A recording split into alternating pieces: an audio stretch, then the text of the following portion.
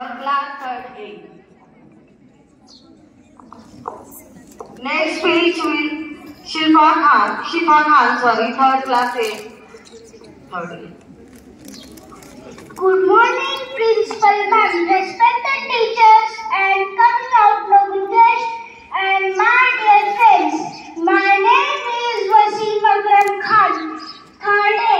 Today is a special day for us to come together and remember the importance of unity, diversity, brotherhood and equality among all our citizens. I wish you all very happy Republic Day. Today is a 26th January 1950. Republic Day is important to us as Independence Day. The Constitution of India is the supreme law of India.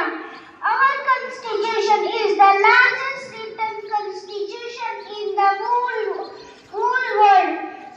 Dr. Baba Sahib Ambedkar is the father of our Constitution. Today we are a great republic. Republic means a country whose leader is president, not a king or queen. Today is not a king or queen. This would not have been possible if our freedom fighters had not made numerous sacrifices for the independence of the country.